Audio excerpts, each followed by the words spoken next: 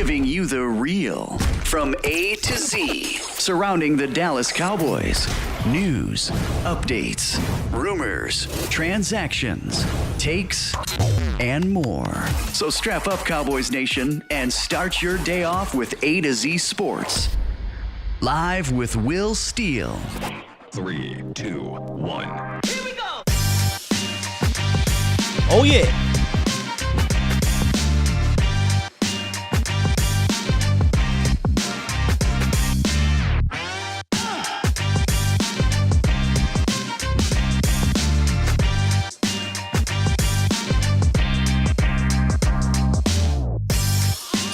Good morning, good people.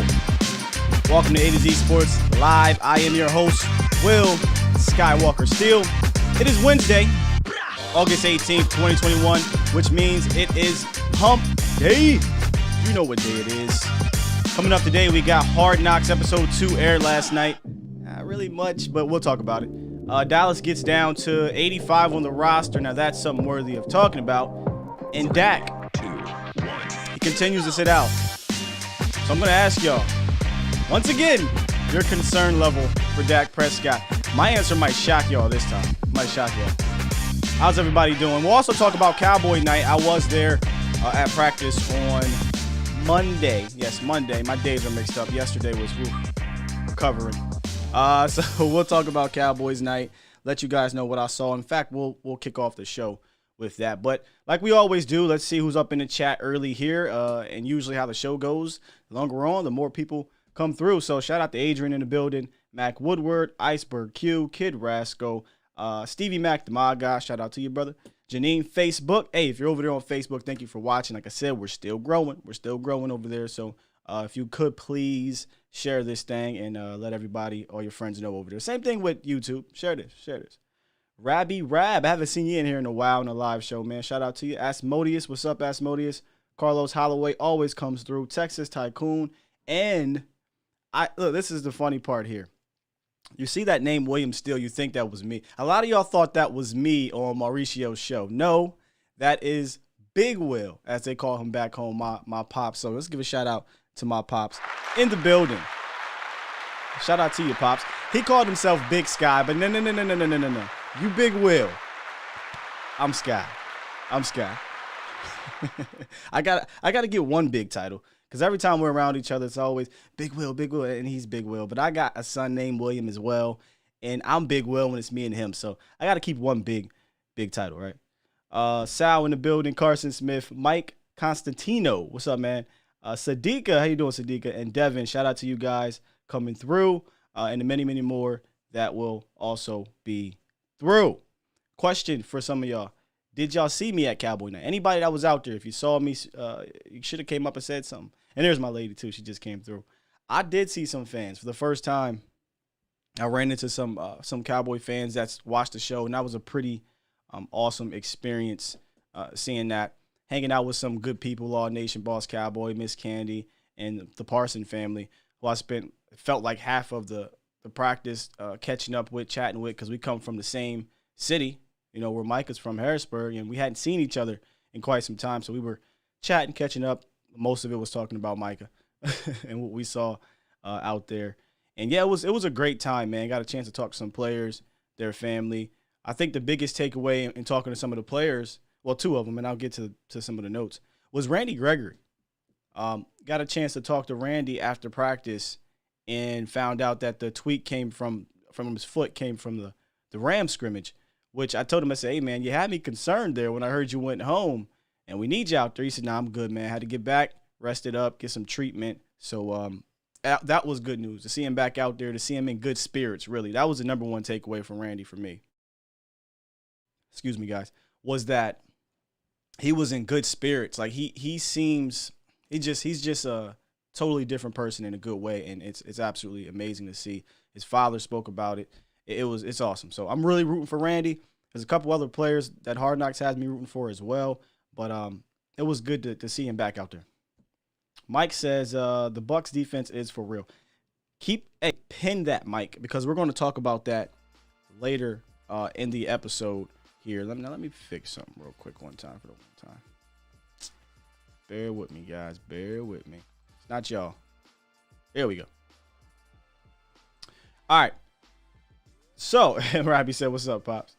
So let's get into some of the real notes from Cowboys night when I was out there, some of the actual practice notes. And follow me, just stay with me because they're all over the place, but was worthy of me jotting down.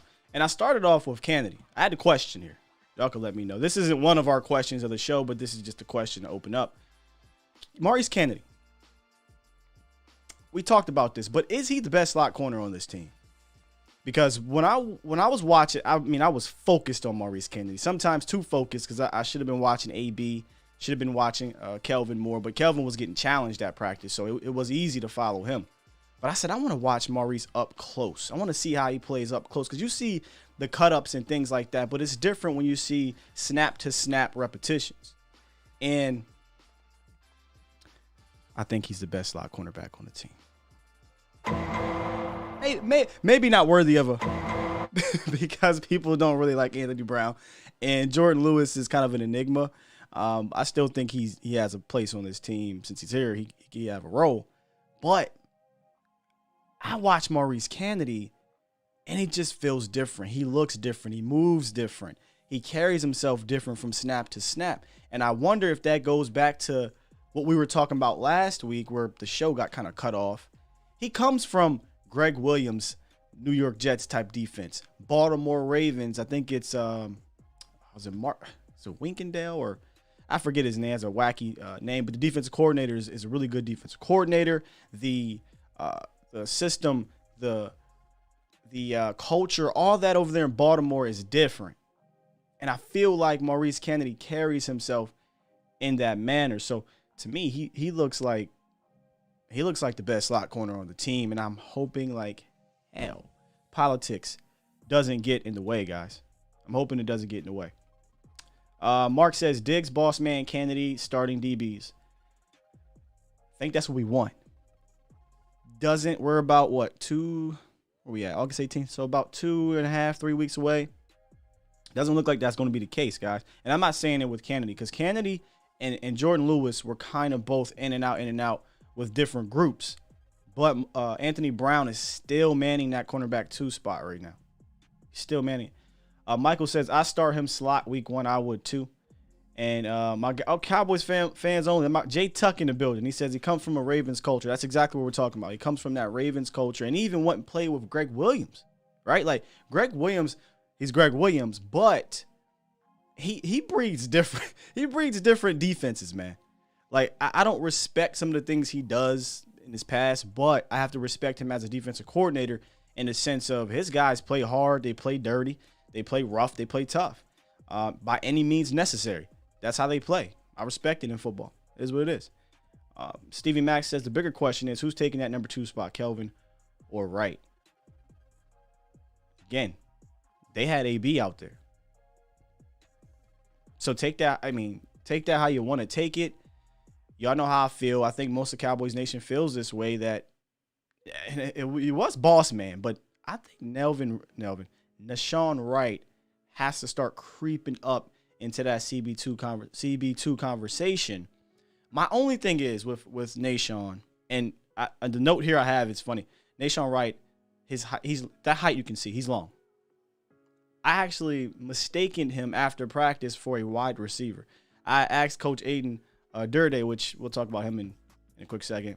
I said, hey, Coach, what receiver is that? Because with their helmets off, their pads off, their jerseys off, I can't tell who they are. And he said, oh, that's Nashawn Wright. I said, what? This dude he's ridiculously tall. Makes it even more impressive when you see up close to how he can move down the field.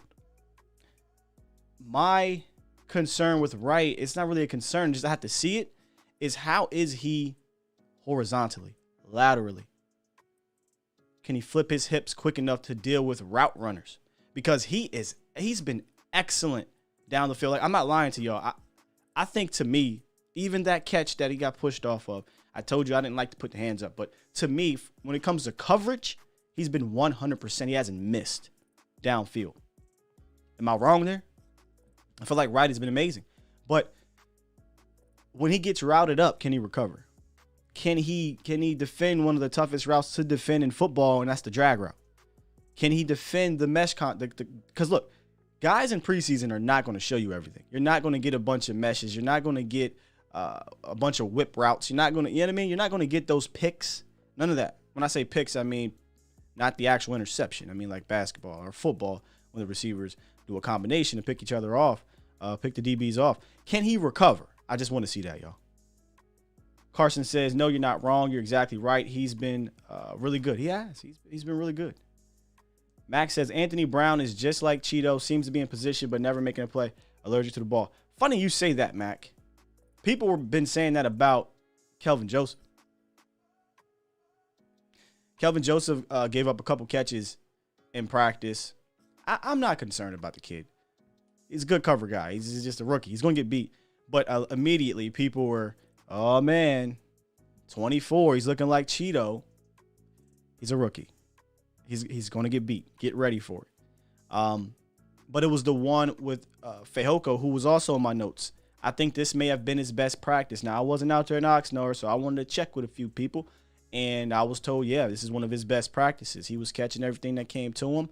That was one of his issues, was drop balls. And then he had that catch over, not Cheeto because he wears 24, but Kelvin Joseph to end team drills on the 4th and 3, I believe it was, from the 3-yard line. Ben DiNucci drops back, throws it up, and Fehoko used that length to go up and get it over. I mean, he lost like 2 people, really. So, got to give salutes to Fehoko. He showed up, and he played hungry. Me and Boss Cowboy were talking prior to practice, just talking. And I said, I think this is going to be a gritty practice due to the cuts. There's going to be guys out there that's going to be playing harder due to the cuts, and I think Fehoko was one of those guys. Not that I thought he would get cut, but, hey, he can't go into that practice think I'm safe. He's got to go in there and play. Shout out to Miss Rika in the building. How are you? I saw a question here. Oh, CFO, our guy, Jay Tuck said, I think if neither of these rookies separate, AB will be the bridge. I think he's the – I think that's the point for AB this year is the bridge, regardless, right? I don't know, Tuck, if any of these cats are going to be able to separate enough in the next 2 weeks. I don't know. Because they really only got this week, and then the 4th game, AB's not going to play. He's not going to play. I mean, there's guys like AB and Darian Thompson who aren't even putting on shoulder pads in the second quarter of these games. That should go to tell you they're safe. They're, So I think he's a bridge player regardless. It's just a matter of, Tuck, will we see the Diggs scenario where Diggs by week 4 or what have you, week 5, was the guy. It happened to be because of injury, though. But guess what? AB hasn't stayed healthy in the last 2 years. So one way or another, we're going to see these guys play. Kid Rasco says a few surprise players coming up is a good thing. Absolutely. A couple other notes, man. Malik Hooker, he looked fluid in his first practice. I know the tipped interception was what everybody was talking about, but I'll argue, watch how he ran after that. Watch how he moved around. He was running with the 3rd string, though, obviously, first practice back. I thought he looked fluid. I use the term fluid because you want to see how he responds from the Achilles, if I'm not mistaken.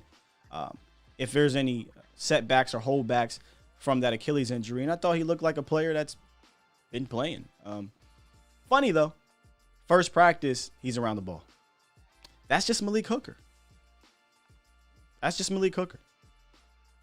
Shemi says there is only 3 preseason games, correct? 3 for the league, 4 for the Cowboys. Because they played in a Hall of Fame game. Where else here? Amari Cooper. He looked fine. I won't go into crazy detail. Amari Cooper, he's back. He's fine. He said I'm 100% healthy, but he's just got to run more on the route tree. I'm going to tell you something. This is what I really wanted to say about Amari Cooper. It's not just him. Amari Cooper, Michael Gallup, CeeDee Lamb, if they wanted to, they could literally dominate these practices every single time. Every single time. One of the 3 are making big plays, and it's so easy to them. They're not getting up, acting like this is normal. These guys are, as a trio, I know we talk about Antonio Brown, Mike Evans, Chris Godwin,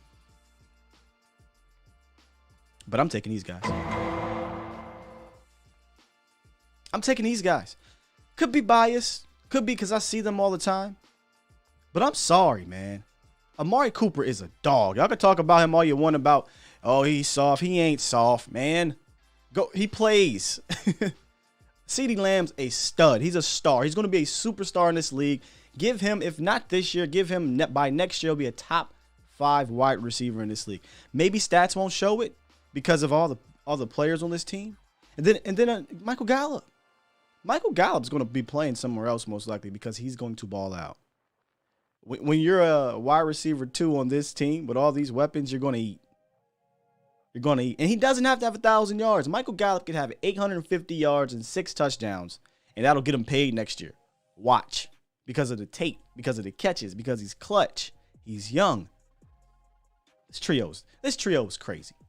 It's the best in the league. And I said it.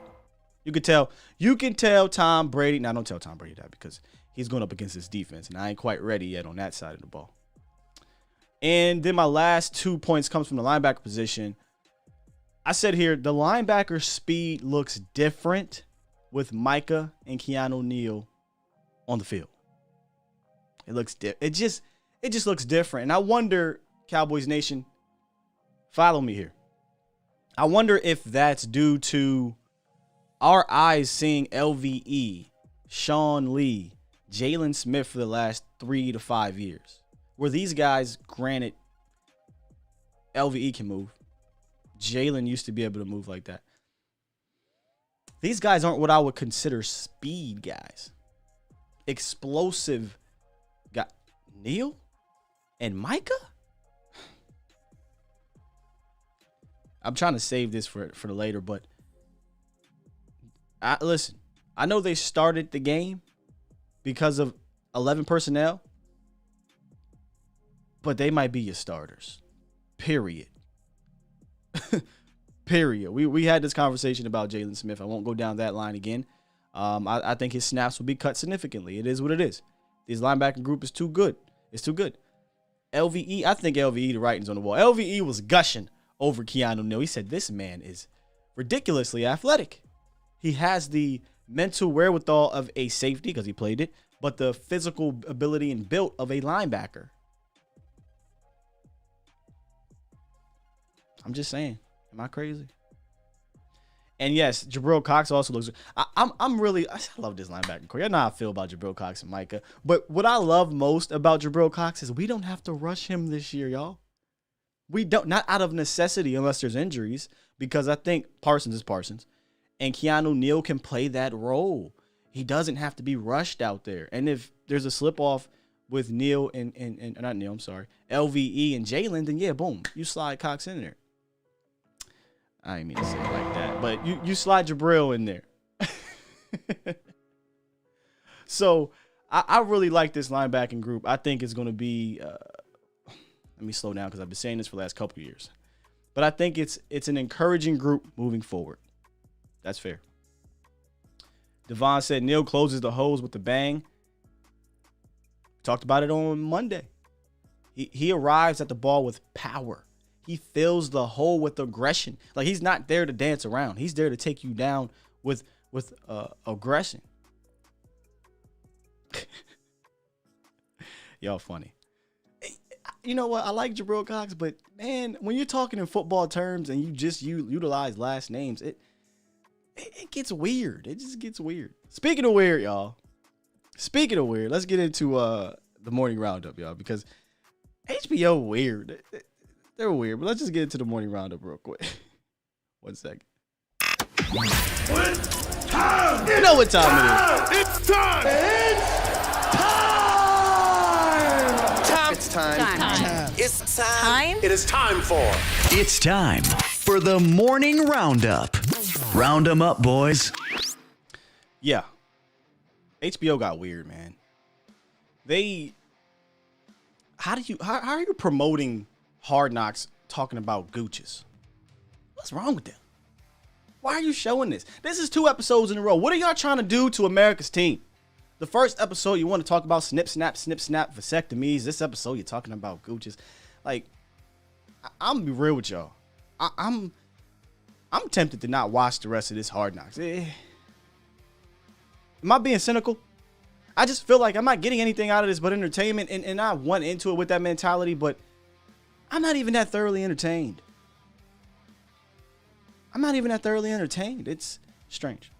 But anyway, let's talk about some notes from Hard Knocks. And not too much substance, but whatever.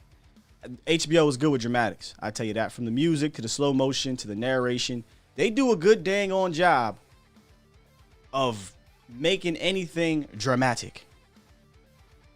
Like, how do you make a Ben DiNucci touchdown pass in the fourth quarter of the second preseason game and a loss feel like a Super Bowl winning pass attempt? I got to give it to him. I thought Terrell Basham was hilarious. You could see his personality come out in his presser he did at OTAs. He did the British accent for Aiden Durde, and then he started freestyling. But unfortunately, he got hurt. He went down, rolled his ankle, and that is unfortunate because I feel like he needs to get on the road. Y'all know how I feel about the depth behind D-Law and Randy Gregory. Y'all know how I feel about that. Speaking of accents, Aiden Durde, if I'm saying that right. I actually called him the wrong name at practice. I was like, Coach Durden. He looked back like he was mad. And asked him that question about Deshaun Wright. But his accent fits perfectly in a football setting. Maybe it's because we're American. We don't normally hear a British accent in football. But it's something about it. Ain't not Americans, though. We hear an accent. We're like, hey, can you say this, coach? And that's exactly what Terrell Basham was doing. I thought it was funny. And then Hard Knocks gives me two more down roster guys to root for. Two more. And that's this cat here, Azur Kamara and Isaac Alarcon. I can't help but continue to root for that cat. To see the conversation he had with the other international player and just his energy. I don't know if he'll make the team this year, but I hope we keep him around. I know we can due to the rules, but we might have something there depth-wise. And he's not a bad player. But Azur Kamara's story was nice to see. I did not know that about him. I didn't know his family was, or his mother came over as a refugee. And he didn't play. It's not surprising he didn't play football, but to see, a kid go from not playing at all to now on America's team is pretty dang on cool. So I root for Azur Kamara as well. All right, our guy Osa. He talked a little bit after the Neville Gallimore injury, and we briefly mentioned Osa last episode about how he's looking fantastic. Like, Osa's looking like that dude. And if you go back, all the way back, I should have put it in the description, and watch the Rating the Draft, I was just gushing over Osa when it was his turn for me to talk about him. A lot of us were not gushing immediately because I'm be honest with you, I briefly looked at Osa. I'm like, oh, well, he's not going to fit here. He's a tweener. We're going 4-3, right? I wasn't really thinking the hybrid thing. We're going 4-3. He's an undersized 3-tech. He's a tweener, yada, yada. Kind of moved on. Drafted him. I said, let me get back into the lab. I was like, whoa. Wait a minute. This cat got traits. He's got strength. He's got the wrestling background, the leverage, okay. I'm excited to see what he can do. But Tristan Hill, Neville Gallimore, you signed Brent Urban. I'm like, he's going to be on that. He's going to be down on the depth chart a little bit, y'all. He's going to be down on the depth chart. Well, that don't matter because he showed out against the Steelers and he really showed out against the Cardinals. And they asked Osa about the Neville injury and playing with the first team and whatnot. And this is what he had to say. He said, I think it's going to help because I'm getting more reps with the starters and the ones. He said on Monday, I think that's going to help me progress. And I just have to hold it down and nut up until Gallimore gets back. Reason why I wanted to bring that up is because if he says I got to hold it down until Gallimore gets back, that could just be him talking, or I'm just being real conspiracy theory here. Does that mean that the Cowboys are not going to sign one of those veteran defensive tackles? I'm starting to believe that. I mean, we talked about it on Monday that the odds of that happening with Stephen Jones slim to none, but this is who they should look at anyway. But the way that Osa's playing, and Tuck says it right here, Osa might have the biggest impact outside of Parson among this class. It feels that way. I know Nashawn Wright is getting a lot of, love, obviously, Micah. But Neville might get Wiley pipped.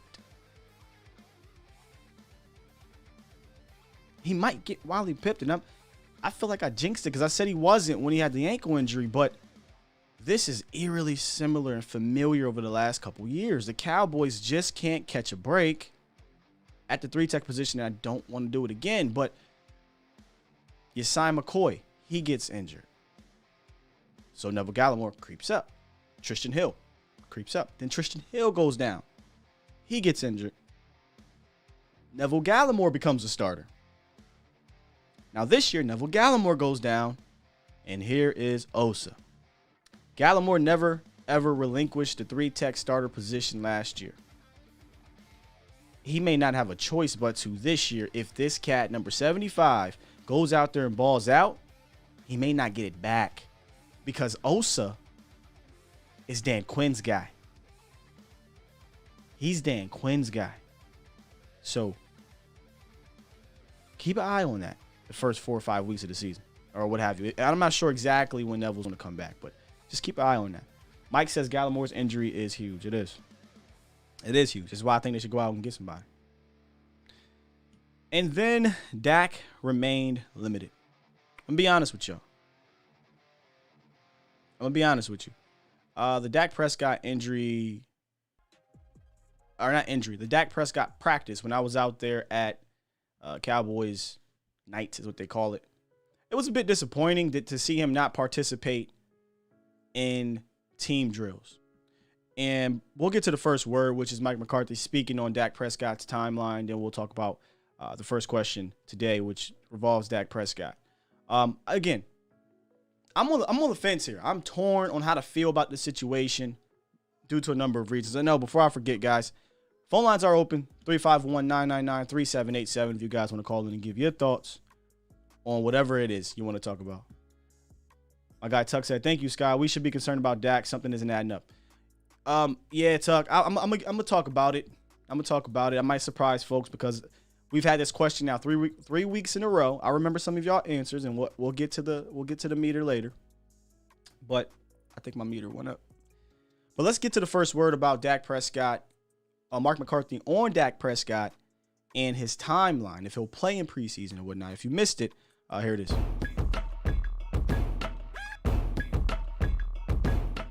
If he's unable, if it doesn't make sense for him to play in this third game, would you look at playing him in the fourth game? So? If he doesn't play this week, I won't play him in the fourth game. I've just never. To me, the fourth game's for the players that are competing for the final roster spots. I mean, that's what I believe in, and I think it's definitely the case for us this year. I mean, if you look at the way this is shaken out, it's definitely needed, across a number of different positions. So, we'll see how the week goes, but I have there's no urgency from my perspective to see Dak play in Houston. This is more about, we just don't want to create a setback possibility, because his volume of throwing leading up to that point, I mean, he was probably in mid-season form just for the amount of work that he put in over the summer, coming out of the OTAs.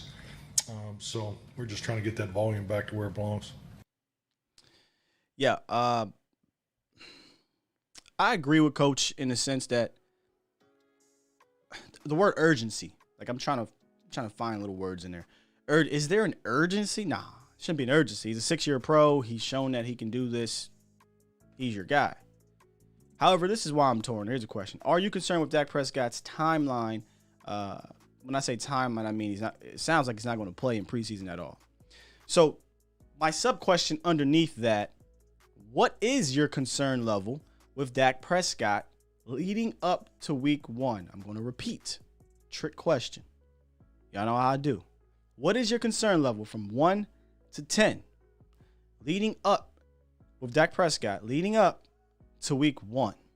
I'll let you guys answer that as I continue to talk about why I'm torn. Here's why I'm torn. I believe you need to get some rhythm. I do. I believe you need to get some live reps. Doesn't have to be. And here's the thing. I say live, you're thinking, oh, preseason. Does Dak have to play in preseason? Not necessarily. But Dak's not playing in team. That's the one that gets me. Let's head over to the chat box. Boom. Let's over to the chat box and look at some of these these numbers here. Tuck says, because correct me if I'm wrong, but you was there, but I don't think, I'm guessing, he even took any snaps at team snaps. That's my point, Tuck. That is exactly my point. I was super encouraged when he was doing team drills. And this is why I'm torn. Yes, he didn't take team snaps. Yes, he may not play preseason, but he looks fine, right? Like, he looks fine. He's throwing good. He's doing all the team reps. He's doing all the individual reps, the team drills. When I say drills, I don't mean the 11 on 11. I mean wide receivers out there. He's throwing some slants. He's throwing some fades or whatever, some 20-yard digs or 10-yard digs. He's not really over exaggerating himself, but he's still out there throwing to the guys. Stevie says, I know Dak is a veteran at this point, but I'm iffy on a guy going against a team like Tampa. Yes, y'all getting there. Antoine Okafor, 5. Fresh is 5. Tuck is at a 10. Whoa. That's a high. Cactus G, 8. Carlos, 5. Carson, 5. Miller Corbett over on Facebook, 10. He does not need preseason, says James. Mike says at 6. Lingering injury through the season. Devin, we go as far as Dak. Gotti says 7. What's up, C? Rika says, to do what I need, want so it heals faster. So, my number is at a 6, which is the highest it's been throughout this. For those that have been here during the morning show, salute to you. Y'all know we've done this now 3 weeks in a row. Probably going to do it all the way leading up to week 1. And it started off as a 5. Once he came back, it dropped down to a 4. And then this week, it goes back up to a 6. And here's why it's a 6. And for me, that's high. For me, that's concerning to me. It has nothing to really do with his injury. That's why it's a trick question. What is your worry meter on Dak heading into week 1? Guys, I don't care how much Kool-Aid, rainbows, and Skittles you have with this defense. With this offense. Yes, I am just as excited. Dak, Zeke, TP, Jarwin, Schultz, the O-line, CeeDee Lamb, Mari Cooper, Michael Gallup, right? Man, amazing. They may not get a single snap together since July 28th until week 1 against JPP, Devin White, Vita Vea, Shaq, was it not Shaq? Is Shaq Barrett? What? Against that defense? Stop playing with me. Stop playing with me. It's not even about Dak's injury. I don't even care if he plays. I want him to get a snap or a series in preseason, but I get holding him back. I get there's not an urgency. But why the hell was he not in team? I'm not saying there's a conspiracy. I understand it's a caution thing with Dak Prescott more than it is an actual. He's hurt, still hurt. He's not hurt anymore, apparently. But I sure as hell would love to see him get in a rhythm in team against a defense leading up to week 1. Am I over exaggerating? Mucho said, if you're scared, go to church. It ain't even about being scared. You know what I'm saying? Like, there's a difference with being scared and having respect.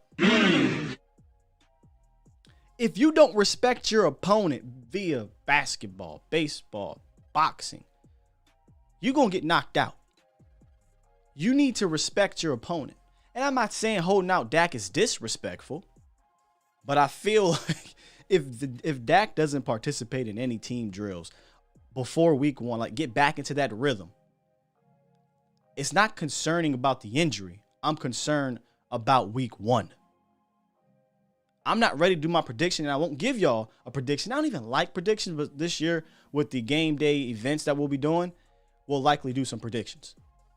Just know, I don't like this. You know, got weeks. We got a couple weeks. But I don't like it. Pop says they should want him to be in sequence with the rest of the team. I agree. If he was a running back, if he was a defensive tackle, safety, you don't really need a quarterback. Rhythm is key. That's all. Zaire says scary ass is that defense didn't come to form till week 10.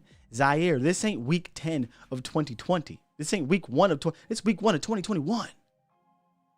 You just see how what are you really saying about Tampa's defense, Zaire? Are you saying their defense isn't good? That's just blasphemy. You got to respect that defense. Come on now. Iceberg says long season, let that man heal up. That's a good point, Iceberg. If the question was, are you concerned about Dak long term? 0. None. All right, maybe I give it a 2 because it's a shoulder and it's a throwing shoulder. But it's very low. I'm just talking about week 1 because I want the Cowboys to beat the Tampa Bay Buccaneers. I want the Cowboys to put themselves in the best position to beat the Tampa Bay Buccaneers. I don't see the harm in letting Dak Prescott participate in the team. Throw against a live defense.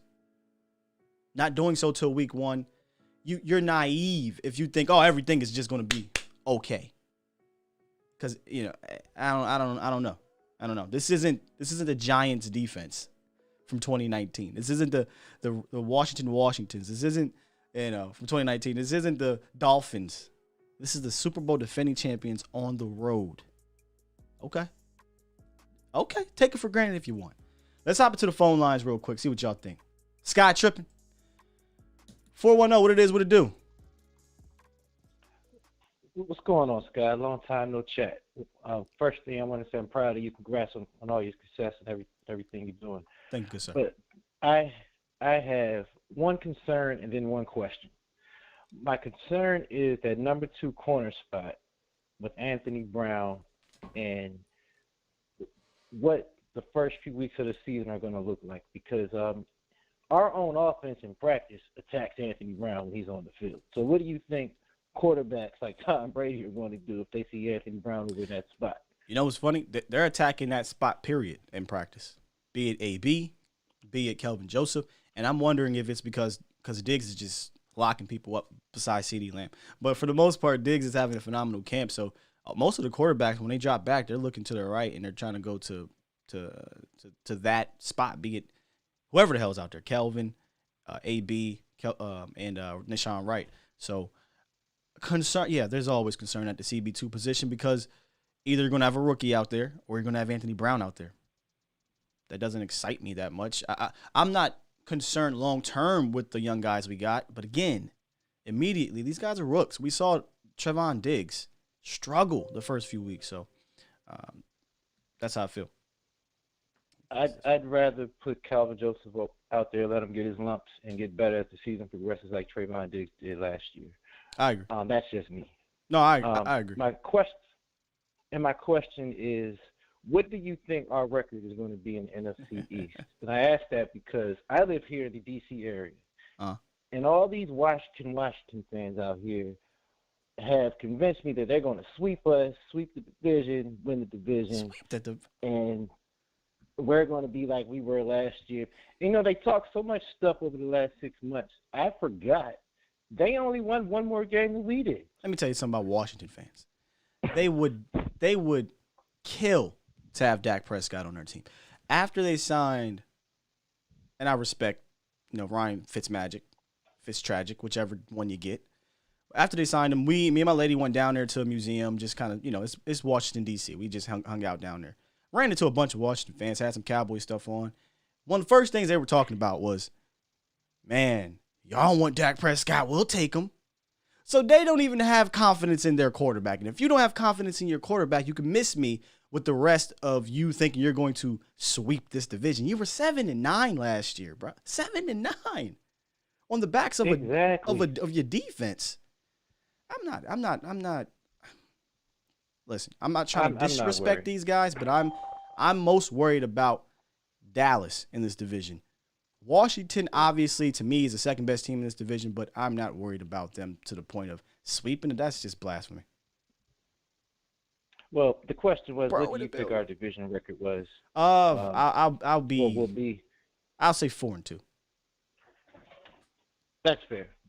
I'm gonna let you get to the other callers, but thanks once again. Congrats on all your success. Hey man, I appreciate the call. All right. Great call. Let me get my guy in here, Jay Tuck. What's good, bro?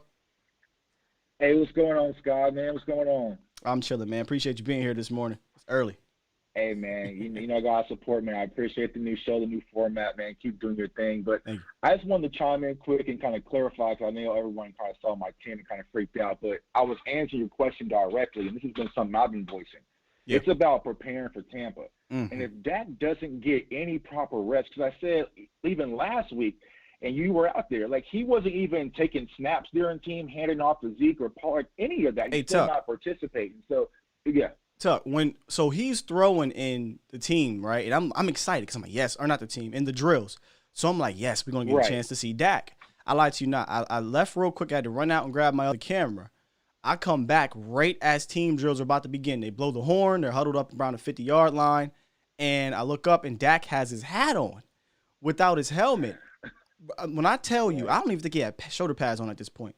I got shook because, remember, I'm not at home. And I'm not really in my phone on Twitter to find out what's really going on.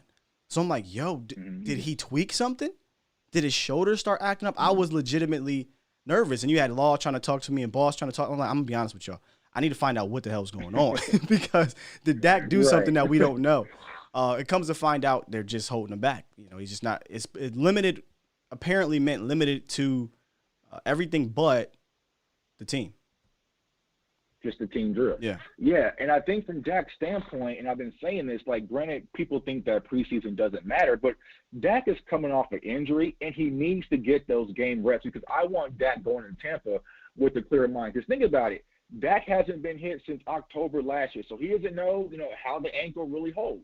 He doesn't know what's up with the shoulder. And so knowing Dak Prescott, the type of competitor that he is, as soon as those lights come on versus Tampa, he's going to try to go full throttle. But his body may not be used to it, which you could be ailing him a little bit more. And so I want to see Dak kind of get in the rhythm, get some reps, get some game reps, as you mentioned, get some continuity with the wide receivers at game speed. So that way when you go in for the prep week versus Tampa, you don't have any of these lingering concerns. Because if we're playing as Tampa opening night and I'm going to be there in the house, if he gets hit like Cam Newton got hit by Chase Young, our heart's going to skip until he gets back up and shows that he's okay. Yeah. And I feel like mentally Dak needs to go through that before we play against Tampa. But it looks like all signs point to Thursday night is going to be the first time we see him. I don't know, Tuck. He said, I have no urgency.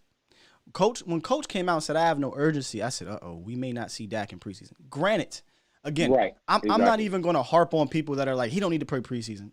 Really, he doesn't.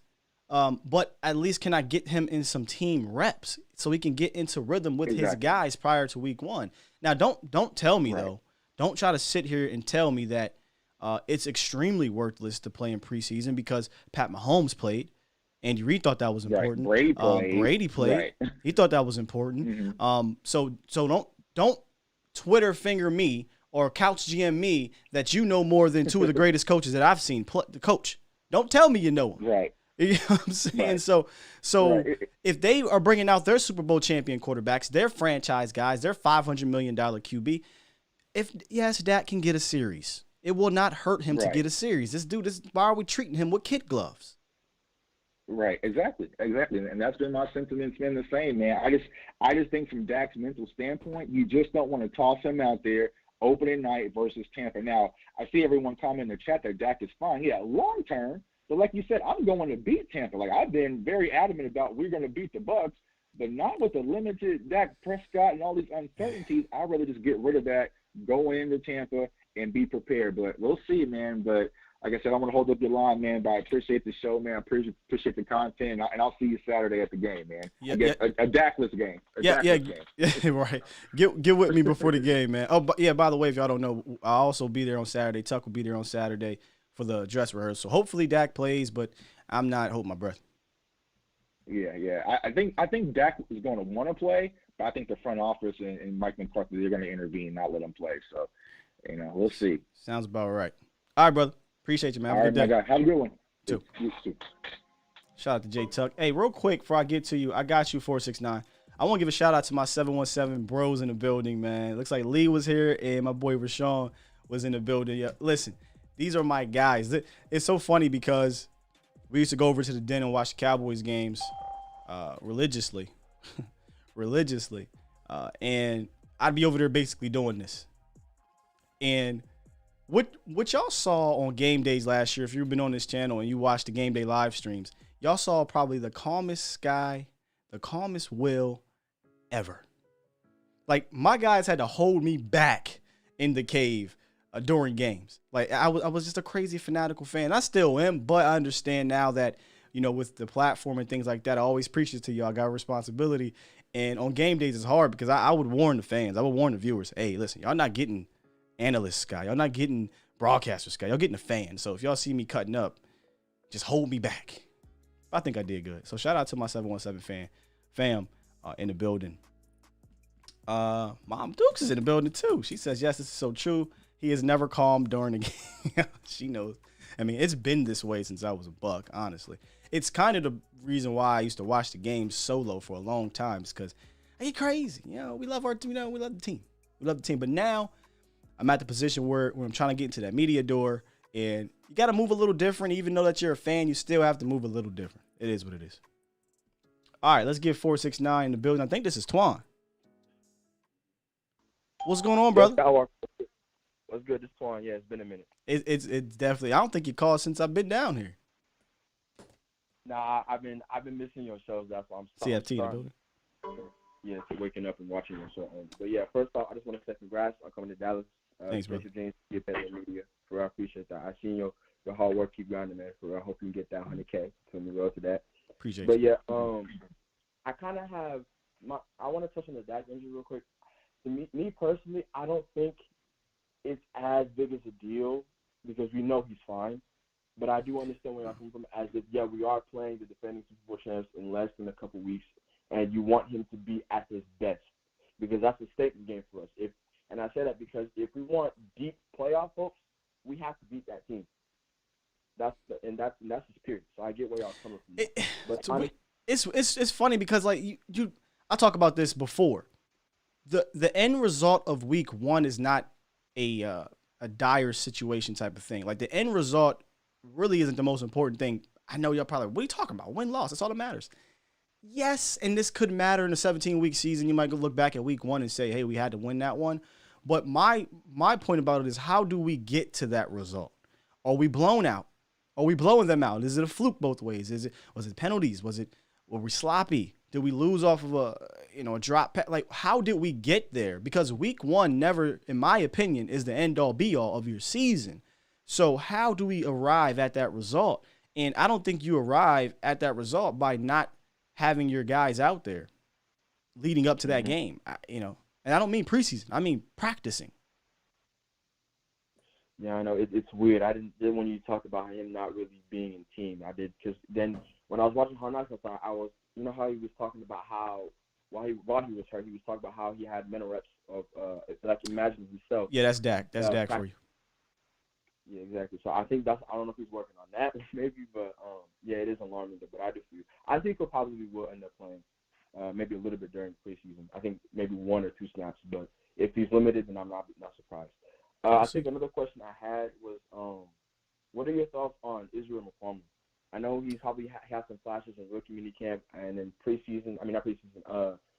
training camp. He was probably up and down. But what are your thoughts on him? Because I think he has a spot. I'm encouraged. I'm encouraged with Izzy. I could see him making his team. I could see them making a decision to put him on this team just because he's an intriguing player. Obviously, he's got a lot of development to do, and that safety position is stacked. I gotta do this for you. Is it I don't know how to feel about that. I feel a little queasy saying that position is stacked because of the history of the Cowboys in that position. But I like how KZ looks.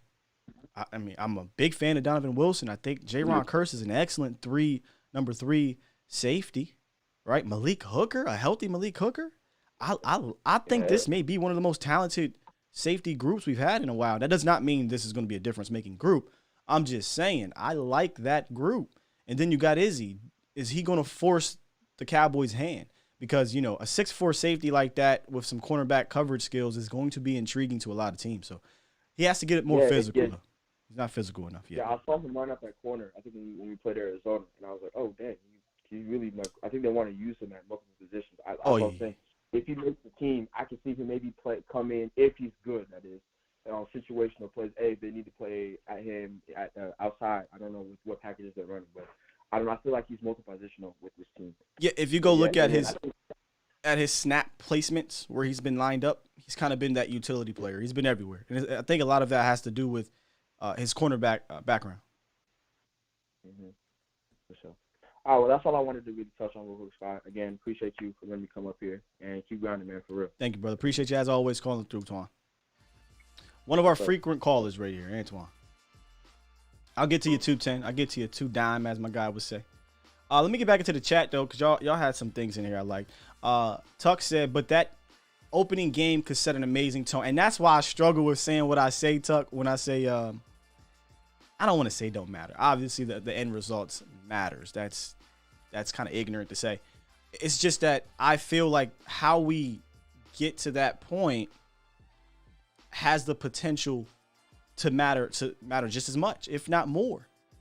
Because I'm listen, we've been down this road. Granted, this is the Bucks, but we've started 3-0 before. We got there a certain way, and a lot of people said, "Oh, tap the brakes. Look who you're playing. You know, look what's happening when you're playing them and things like that." And it ended up becoming true because the Cowboys, I don't want to say they flopped. Let's just be real. They flopped after that. They flopped. So how do we get there? That's all. How do we get there? I'm not going to be ignorant and say it doesn't matter. It definitely matters. You beat the Tampa Bay Buccaneers opening night. It definitely could set an amazing tone. But I'm not going to overreact if you lose to the Tampa Bay Buccaneers 27-21. You know what I'm saying? Like if we get to that, and I'm not talking about moral victories. I'm just being just being real. Manny says, "What's up, Sky? It's been a minute. New site." Yes, sir, Manny. This is A to Z Sports Dallas. We'll be rocking here for a good while. So rock with us, man. Monday through Friday, once the season starts, 8 a.m. Central. And then on Sundays, we'll have game days. So stick around, brother. DJ says, different team. That's true. That's true. And our guy, Cowboys Fan Talk, a.k.a. Rome, says, I have something to say about the opening game that nobody's talking about, in my opinion. Speak your mind, brother. Speak your mind. Oh, I was going to get to you, 210.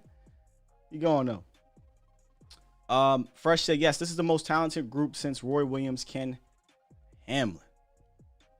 Wow, you're really going back. Most talented group. See, I like to pick words. May be true. Because when you look at the actual talent of this team, of the safety group, shoot, Malik Hooker is super talented. He just is always hurt. KZ is talented. I think we've seen Donovan Wilson and his talent. Jaron Curse, I think, is a solid third safety. I think he's going to play a good role in that third safety, and if he needs to come in and play a few games, I think he can do it. And then you got the cat, the young kid, Izzy. So we'll see. Yeah, man, he says the 2008 team looked very talented on paper. That's the Romo Pinky year, Brad Johnson, Arizona. Always bad memories going back to Arizona. All right, so real quick, before we get out of here, we got to talk about these roster cuts. How Dallas was able to get down to 85 on the roster, which they'll have to do a couple more cuts next week. Dallas Dog says, I think our lack of depth is the O-line, D-line. Yeah. B. Bird, we are more talented coverage-wise than before. All right, so let's take a look if I got it pulled up here. I do. At the roster moves that the Cowboys made. And over the last few weeks, we talked about sneaky little, hey, we're going to cut you, or hey, you're hurt, we're going to IR you. This is just customary. Not even just in Dallas, across the league. We kind of warned you, or I don't say warned, but we spoke about that this is going to happen. The team has young guys they want to see around more, but they can't just flat out cut them. You didn't see a whole lot of it in this round of cuts, but you may see it in the next 2 rounds because I believe the first round of cuts aren't hard. I don't think the first round of cuts are that hard. In fact, they only really outright released 2 people, and we'll get to them. But the biggest name, in my opinion, on this list was Reggie Robinson. Reggie was going to have a tough time making this team. It just was. They drafted 2 corners. Reggie wasn't Dan Quinn's guy, but he had that Will McClay, Dan Quinn measurable. Right? 6'1", 6'2", I think he is. Fast guy, long, length. But Reggie hit his toe on his bed yesterday, and Mike came in there and said, "Oh, you hit your toe in the bed? Oh, I'm good, coach." No. You hit your toe. It broke. Oh, no. Okay, we won't go that far. He just got a toe injury. IR. Say woo. Coach, my neck. Now, Saywoo's is real. Saywoo's neck injury is real. IR. Anthony Hines came out of that Cardinals game, I believe it was. Now, Hines was in a sling. I actually ran into him, Kennedy, and one of the receivers after practice, and saw his arm in a sling at practice, but he knew he wasn't going to be here. Waived IR. So how do you get 5 guys without actually cutting 5 guys? You IR 3 of them. You IR the guys that you want to see return. I don't see Anthony. Now, correct me if I'm wrong. Some of these guys in here know this probably more than I do. He's placed on the waived injured reserve list. I don't think he can be picked up, right? Like, he's not on waivers. Guys, let me know that. So Anthony Hines might be stashed as well, a young cat, undrafted free agent. But obviously the biggest one was Reggie. Reggie just was not going to make this team. How do you make the team without making the team? Say it with me. So, as CFO in there, Tuck said Magic Mike. He pulls some Magic Mike. Robbie said sound effect never gets old. I love that. That's my favorite sound effect. Obviously that one and this one. I want me some glory hole. And this one here. Get your damn act together. Love that one. So I got to give it to him on making kind of shrewd moves. We'll see now in this next set of cuts. It really gets interesting. And my questions for you guys are going to be here. Was there a surprise no cut? Twofold question. Was there a surprise no cut? And who are you keeping your eyes on for next week's cut? Next week's cuts. I'll give you my answers here in a quick second. So it looks like we're fine on Anthony Hines. I think I've seen somebody say, okay, Parker said he's safe. And then the outright releases were Kyron Brown and Brennan Eagles. Not a surprise to me. Kyron Brown comes over from the Jets. He actually got banged up. Came back yesterday or Monday practice, but again, these guys are always going to be tough to make the team. I thought they would kind of keep all the corners due to the high number of players you have to have on game day, but they cut one. Just one. And then Brennan Eagles, I mean, that was an easy decision. He was never even going to sniff this team. I don't really know that he showed anything. He had like a good catch, I think it was, against the Steelers. But not a surprise. Not a surprise. Yes, Kevin, we talked about Reggie Robinson being an IR stash. Talked about him being an IR stash. All right, so the question was there a surprise no cut? And then who are you keeping your eyes on next week's cut? I saw somebody bring up McKeon. Kevin says McKeon, tight end, will be the next IR. I could see that. But here's a tricky part of the IR situation. There's an IR where you can be on IR and come back after 3 weeks. And then there's this IR where you're done for the year. If I'm not mistaken. Whoa. LuxTube says Jalen Smith. No, Zachary, I'm not joking about the turf toe, about him, if it not hurting. I'm just saying, turf toe ain't something that's going to keep you out all year. They made this move because he wasn't going to make the team. Zach. That's what I'm saying. That's the joke. The joke is his turf toe. He has 3 weeks to heal, and then if he really was that guy, he wouldn't be stashed on IR for an entire season. They'd IR him into the season so he can come back. So that's the joke. Eastside Hero in the building. Hating. CFO, the edge rushers is going to be interesting. A knife flash, but is he safe? Whoa. Remember, he was on my stock down for a brief, short period of time. He's safe. Did you see him against the Cardinals? If they cut an eye, I'd be pissed because we don't have that much depth behind our top 2 guys anyway. And you got him for 4 years. So, no, please don't cut an eye. Please don't cut an eye. But I'll keep an eye on him. I'll keep an eye on him. Stevie Mack says Kamara will probably get cut. Yeah, I can see that being one. My guys are cornerback Burton. I can see him being cut next week. Austin Fayolu. Could be saying that wrong. One of the Island guys. The punters. Anger and Niswander. You can't continue to keep carrying 2 dang on punters throughout preseason. Dude, I'd rather have kept Kyron Brown just for the bodies than keep 2 punters. So something got to give. And here's one for you guys. Francis Bernard. Is he going to be another IR guy? Remember, I think it was hamstring he messed up in the very first practice of camp. What are they going to do with Francis? I'm surprised he wasn't one of the first IR. So I'll keep an eye on him as well. Twan said they better not cut Semi. He better play. He better play. I don't think he's done enough to establish himself just quite yet, and cut Cedric Wilson or Noah Brown, not a chance in hell.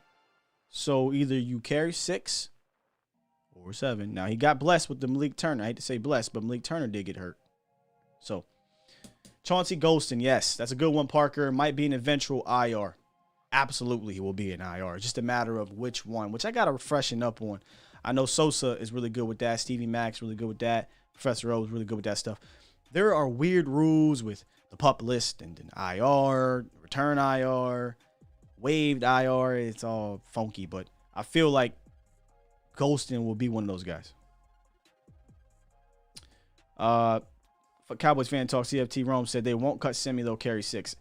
I'll be pissed if they have to waste a 5th round pick. But with the Malik Turner injury, I can't see him cutting him. Parker says Coyle. I like Coyle, but I feel like you can sneak him through. I don't think he's a guy that you cut and people are going to pick up right away. So I feel like you can sneak him on the team. Dwayne says Jalen can't cover, so why do you want to keep him, Skywalker?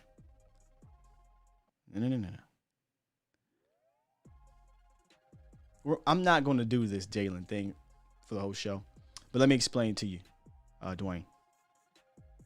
I am full-fledged on board the Jabril Cox, Micah Parsons, Keanu Neal train moving forward.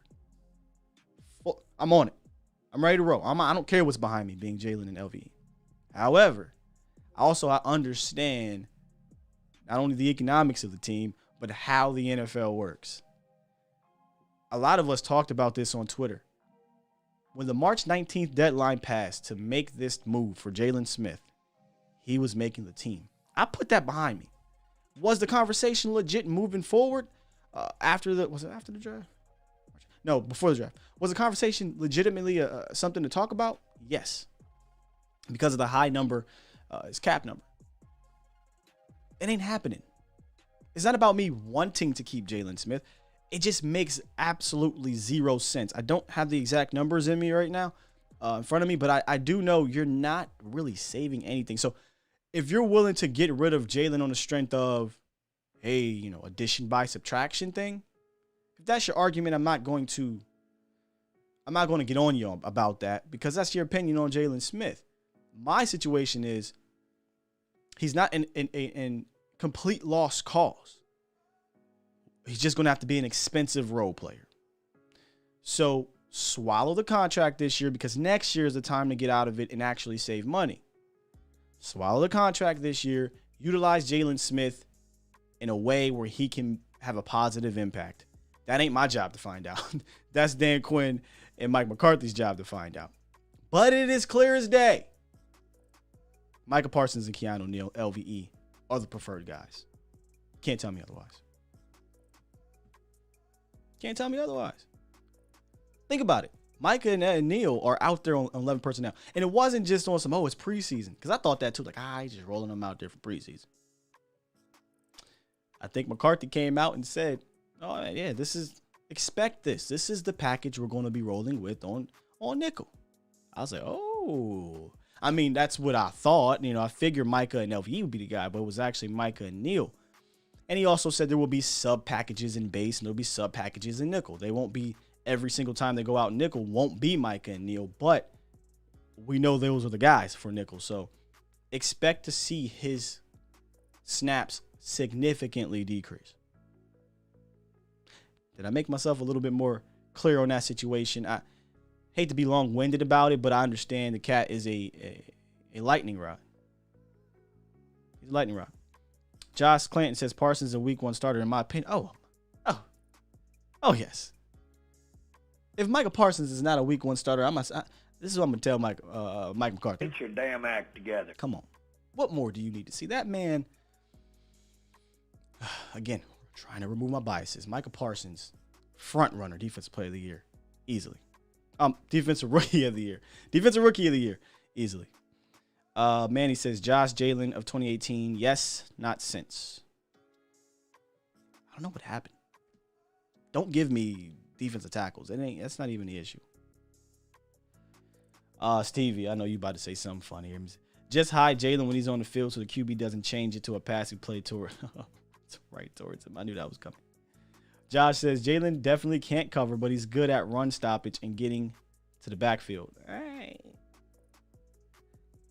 I don't know if he's good at getting in the backfield. His tackle for losses are very mediocre to low. He's best. That's his best attribute, right? Moving forward. Playing the run forward. My opinion, not laterally. So there's things he can do. I would like to blitz him more, and I don't mean off the edge as an edge rusher per se, unless it's kind of late movement. I do like Jalen late movement off the edge. What I mean by that is he can start here, but then he's moving here and he goes where he doesn't have to stop his momentum. I didn't quite see the pass rushing moves that I did see earlier in Jalen's career.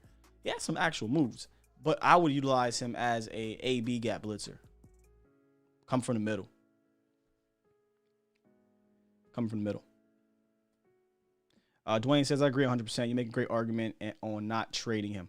Oh, yeah, you're not doing it. Trading him? Now, that's a whole different argument. We talk about cutting. I don't think anybody's trading for Jalen. I could be wrong. We saw Quan Alexander get moved around. I think he had a contract, but a healthy Quan Alexander is better than Jalen Smith. I don't think I'm wrong with that. Manny says exactly, Scott. He gets fooled with misdirection. Yeah. Yeah, a lot of linebackers do, and we talked about it Monday. It's just he can't recover as well. Watch LVE. Like, LVE gets fooled. I mean, we understand he's not the greatest player or whatever. But for a 6'4", 260-pound man, dude flies. I'm not saying he's 4'3" or anything like that, but he moves. And a lot of the times when he's out there with Jalen and they both are fooled or what have you, or have to make the right read or stay on their keys, he's responding way faster. Like, way faster. And if he wasn't so big with that neck pad on, he look awkward, you'd probably be like, damn, LVE's moving. Remove the neck pad thing. And yeah, he's moving. So, I don't know, man. I don't know what to do with Jalen. I don't know what to do. I'm trying to find somewhere. Coach, find something for him because he can't have this guy just ride the bench all season. And I'm not saying he will, but you have to find something for him. You got to find something. How you doing, Miss Sheila? Kind of reminds me of the Tyrone Crawford situation. They had the opportunity to get rid of Tyrone Crawford last year, save $8 million, maybe put that towards whatever. They did not, because we know the Cowboys have this way with players, certain players. They hold on to them. They're guys. Tyrone Crawford is a well-liked guy, but he wasn't, just to be real, it wasn't worth keeping at that price when you could use that to go get a better player. Similar with Jalen, in my opinion. You could have made that move in March, use that to go get a better player. But, Neal happened, Parsons happened, and Jabril Cox happened. So you kind of, in a way, lucked into that position, get some talent to that position. So that's my thoughts. That's my thoughts, man. All right, we've been running for a good bit here, so we're going to go ahead and start to wrap up the show. We're going to get back into the chat real quick, and all we do before we get out of here. Devin said, LVE always running past Jalen Smith. Is that derogatory, or you mean like Jalen slow type thing? Kevin says, if DTs would do their job, I think that is the biggest crutch I keep hearing, which is just wild to me. He wouldn't have to make tackles 5 to 7 yards later. I mean, yes, Kevin, and everybody else with this argument. Better defensive tackle play is going to make everyone better, not just the linebackers. The issue isn't even just about Jalen making tackles all the way downfield because the DTs sucked or whatever.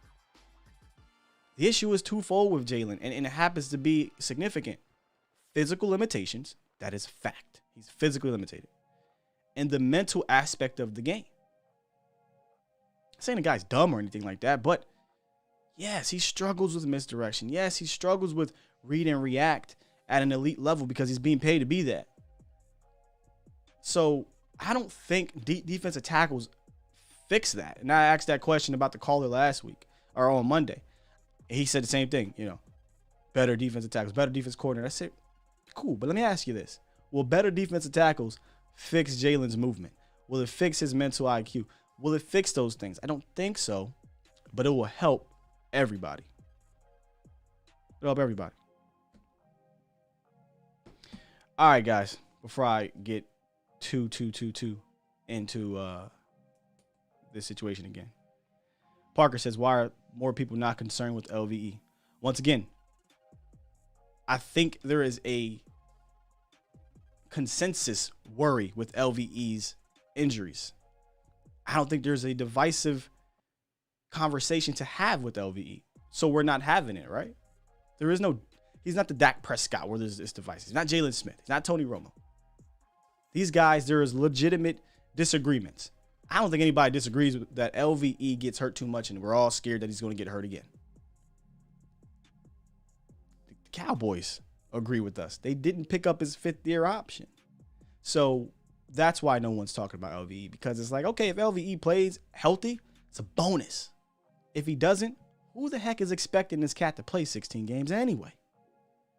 And if he plays hurt and he's bad when he's hurt, guess what? He ain't going to play that much because we got young bucks hungry and that could possibly be better already. So I don't think anybody's really worried about LVE. He's a bonus. He's probably the biggest bonus at the linebacker position this year, because if he's healthy, he's damn good. If he's not, Jabril Cox, Michael Parsons, and Keanu Neal will gladly take all those reps. So that's where we're at, man. All right. Stay tuned later on for the extra point video today. Did we end up getting a call? We didn't. Y'all want to take this call? All right, look. Lester, we're going to take the call, but we can't be long. Lester, what you got for me? Hey, what's up, Scott? Good morning, young simple man. Just checking on you, man. You hit the nail on the head right before I called. The problem is, if you're playing spades, right? If you got the joker, and the ace, and you got the deuce, the bonus is the deuce. You follow me? Yep. And that's what LVE is. LVE is, he's going to give you praying. He gives you 8 to 12 games this year. But you've got Jalen. You got Jalen, who you're on a contract. You're already on the hook for him. So you might as well just kind of keep him, and whatever he gives you, he gives you. You know what Jalen? Go ahead. You know what Jalen's like. Jalen, you talk about spades. Jalen's like that. He's like that queen of spades. Like sometimes. Oh, bro, you better not. That's it. Look, queen walk. Yeah. Look, sometimes that queen walk. Right. Sometimes the queen will walk. Sometimes the queen will help you out when you least expect it. But you best not rely. You best not rely on that queen. You know she ain't supposed to be on the stroll like that, but you swing her out there, and if she walk, You up. That was a book you didn't even expect to get. That's that one where you asked to go. You smack the queen down on it. What y'all let this? Give me that. Stay off my lady. Stay off my lady. That's right. Come on. That's how it is. So that's what he is, man. So everyone's like, they're kind of like kids, like, well, why isn't anybody worried about LVE? I'm not worried about LVE because I'm not on the books for LVE. After this year, I'm to the point I can let him walk. Or I can pick him up. The choice is up to me. But with Jalen, I'm on the books for him, and I know he's limited. And I know I got 3 guys right now with Neal, Parsons, and Jabril Cox that I know I want to see play. And if Luke Gifford can stay healthy, then he's even a cheaper option. He's like a poor man's. He's like a. Here we go. As Watch always has, cash cow. I ain't trying to fuck with IHOP. Luke Gifford is I ain't trying to eat an IHOP cat.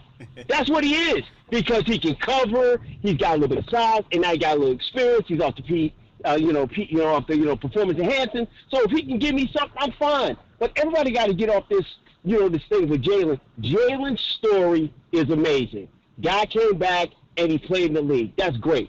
But because of his physical limitations, like you've said time and time again on A to Z, man, is that it limits him what we got to do, and you have gotten quantifiably better with your draft picks, and that's what you want to do, because Steven always wants young, cheap talent, and that's what he's got on the bench right now, man. Yep. He wants young, cheap labor, man. He wants young, cheap labor at all costs, at all times, man. But listen, man, show has been amazing, man. I've been checking out every Monday and Wednesday. I got to check out your man on the other days, man. But I'm gonna get out of here because I know you got things to do, man. Thanks for taking my call, Scott. Hey, appreciate you calling in. That was a good one. Talk to you later, boss. Have a good night, brother. Or a good day. Oh, man. I love that one. I love analogies. And that was a good analogy. The Jalen thing just came off my head, and Mike said that queen is impossible, bro. It is. It's impossible. You might be cool with it. You might, like I said, smack that thing down and you collect your book. But you better not rely on the queen. You got to pay attention. You slip up and you don't pay attention, nigga said. Somebody in here said it. That ace and king going, that queen may go. But yeah, it may go, but you might have that deuce. Some people play deuce, diamond, deuce, spade. All depends. But if you just play one deuce, I love it. I love LVE being that deuce. Because you think big joker, little joker, you're talking, in my opinion, Neal, right, and Micah Parsons, I'm guessing, is what he's saying. And then you got that deuce. You got that LVE in your hands. Love that one. All right, for real now, I'm going to get up out of here. But that was a hell of a call right there. We might have to run with that. We might have to do something with that spades analogy because I loved it, man. Who was the big joker this game? Who was the little joker this game? Who was ace, spade, deuce? Depends what you play. Some people don't play deuce diamonds. I've been around, and some folk play deuce diamonds. Some folk play deuce spade. Some don't play the deuce at all, believe it or not. As when I say deuce at all, obviously, if you don't play the deuce of spade is still a spade, but it's not a high spade, which is weird to me. I play deuce. I play both. But all right, that's enough of spades talk. Now I'm ready to get back in my spades bag. Baby, try to play some spades. All right, guys, I'm going to get on up out of here, man. Asmodeus said queen of spades. Great observation. Look out for the extra point today. Then tomorrow, I believe it's Thursday, so you'll get Mauricio Rodriguez on A to Z Sports Prime Time, 8 p.m. Central. Tune in. Mo is getting better and better at what he's doing here, and I love it. Absolutely love it. And then Friday, we'll talk about who to watch for in the preseason game. Hopefully, we hear more about, we hear more of the starters possibly playing more in this game. I don't even care if it's not Dak. I just want to see some of the other guys kind of get some reps. And then Saturday, we'll be down at the game Saturday more as a fan because game days I'm mostly going to be working. So I kind of want to go as a fan, but I'll probably post some things on Twitter, Instagram or whatnot. So look out for us, man. A to Z Sports, like I said, it's preseason right now. We're getting our feel just like the Cowboys are getting our feel. And I think we're getting in a role. We're getting in a mode here. I'm loving these shows. The morning shows have been great, man. You guys, I real rap. I don't mean to say this, but I ran into some fans that came up to me, surreal moments, and they talk about, the shows and things like that. I said, man, listen, this is y'all.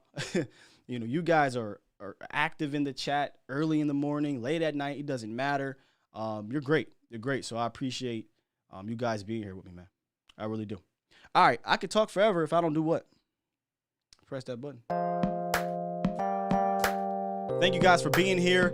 Check out A to Z Sports Dallas.com. A to Z Sports Dallas.com for all of our talented writers keeping you up to date with their opinions and facts with the Dallas Cowboys. Tomorrow night, Mauricio, A to Z Prime Time. And then Friday morning, A to Z Sports Live with your boy. Love you guys. See you later. Peace.